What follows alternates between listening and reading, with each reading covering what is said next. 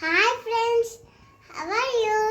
ఎలా ఉన్నారు? మేము బాగున్నాం. మేమైతే చాలా బాగున్నాం. మీరు బాగుండాలని కోరుకుంటున్నాం.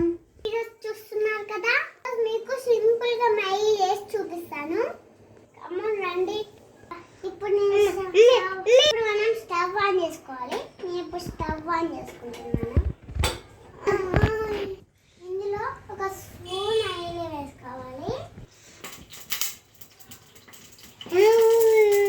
వేడైంది కదా, పల్లీలు వేసుకోవాలి. చూడండి, పల్లీలు